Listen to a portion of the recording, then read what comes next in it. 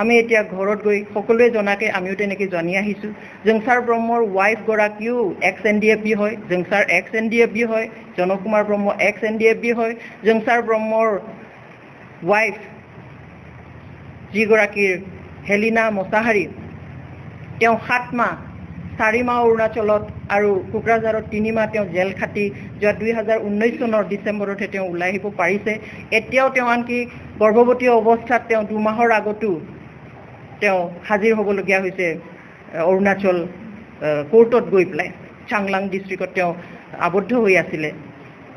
তাত জেলত তেওঁ বন্দী কৰি ৰখা হৈছিল ঠিক আছে তেওঁলোক আজি কি দেখিছে ঘূৰি আহিলে শান্তি হ'ব বুলি ভাবিলে সাধাৰণ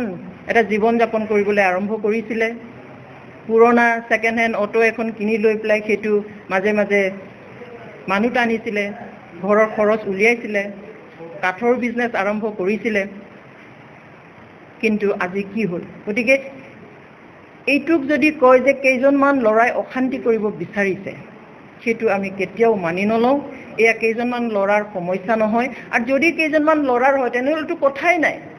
সেইটো আপোনালোকে উলিয়াওক চৰকাৰে উলিয়াওক কোন কোন লৰাই এইবিলাক বেয়া কথা চিন্তা কৰি আছে আৰু সেইটো আমি যেহেতু আমি আমাৰ ফালৰ পৰা নাভাবো যে এয়া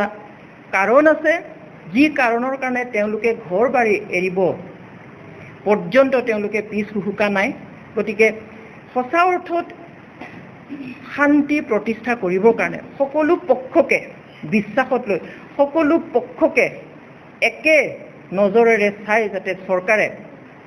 সঁচা অৰ্থত সমস্যাৰ কাৰণসমূহ উলিয়াবলৈ চেষ্টা কৰিব আৰু এই বাৰে বাৰে হাতিয়াৰ ধৰাৰ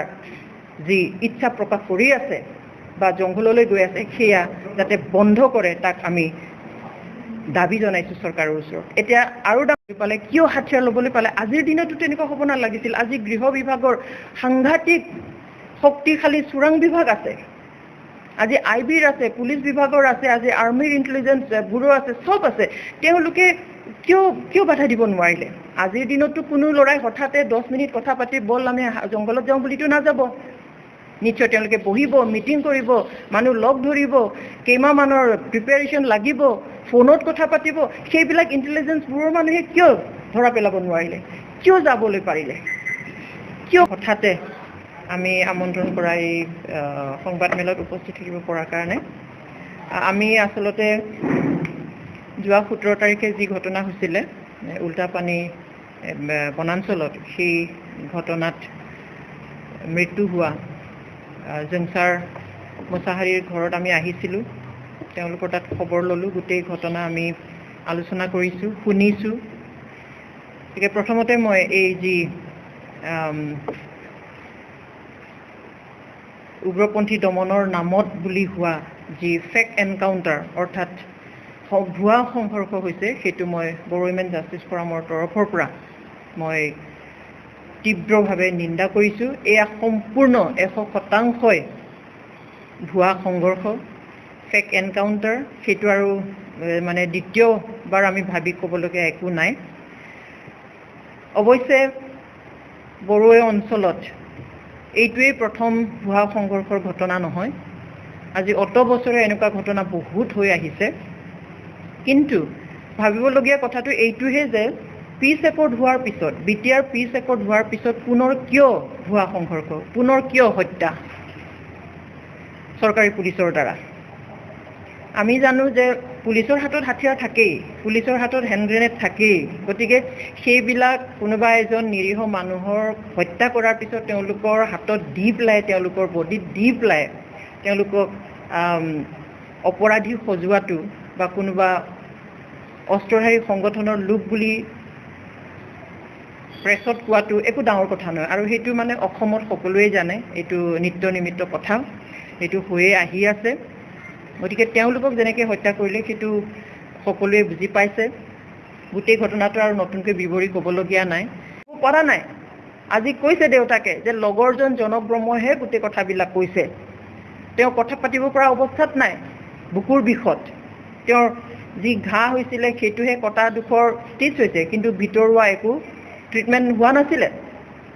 সেই মানুহজনে কেনেকৈ জংঘলৰ পৰা পলালে 18,000 টকা বিজনেছৰ টকা আছিল বা কম্বল কেইখনমান বাচন বৰ্তন কেইখনমান পুৰণা কোনোবা বোলে গৰু চোৰাং চিকাৰী কোনোবা বোলে কিবা ড্ৰাগছ ডিলাৰ বোলে কোনোবা বোলে গড় হত্যাকাৰীৰ সেই হাতিয়াৰবিলাক জমা হয় বিভিন্ন তেনেকে বিপ্লৱী সংগঠনবিলাকৰ হাতিয়াৰ জমা দিয়ে পুলিচৰ হাততো অজস্ৰ হাতিয়াৰ থাকে সেইবিলাক দি পেলাই এনেকুৱা এটা সজোৱা হ'ল কিন্তু এইটো কথা চৰকাৰে মনত ৰাখিব লাগিব পুলিচ প্ৰশাসনে মনত ৰাখিব লাগিব যে বড়ো জাতি আগৰ নিচিনা নহয় এই যি ইণ্ডিজিনিয়াছ লোক যিসকল ভূমিপুত্ৰ সেইসকলক এতিয়া আৰু ইমান যদি বুৰ্বক বুলি ভাবিছে আজি মানুহ এজন মাৰিব অমুক বুলি এটা কাহিনী বনাই দিব কাইলৈ ল'ৰা এজন মাৰিব আৰু এটা কাহিনী সজাব সেইটো কিন্তু এতিয়া মনত নাই সেইটো আৰু কোনো বিশ্বাস নকৰে কেৱল বিশ্বাস নকৰাই নহয় বিশ্বাস নকৰি আৰু এতিয়া সাধাপতি বহি থকাত নাই এতিয়া বড়ো জাতিয়ে যদি আঠুকাৰি জীয়াই থাকিব লাগে তেনেহ'লে আঠুকাৰি জীয়াই থকাতকৈ মৃত্যুক আদৰি লোৱাই ভাল আৰু সেইটোৰ কাৰণে আজি সকলো বড়ো ৰাইজ জাগি উঠিছে কাৰণে আমি চৰকাৰৰ ওচৰত সময় থাকোঁতে এই সকলো সমস্যা যাতে সাৱধানে হেণ্ডেল কৰি যাতে সমাধান কৰে তাৰ কাৰণে আমি চৰকাৰৰ ওচৰত দাবী জনাইছোঁ বিটিআৰ চৰকাৰ অসম চৰকাৰ আৰু কেন্দ্ৰীয় চৰকাৰে উচিত ব্যৱস্থা গ্ৰহণ কৰিব আৰু এই ঘটনাটো যি ওলাই সেইটো তদন্ত কৰি ৰাইজক দেখুৱাওক তাৰ কাৰণে উচ্চস্তৰীয় কমিটি এটা গঠন কৰি দেখুৱাওক আৰু ৰাইজৰ বিশ্বাস গঢ়ক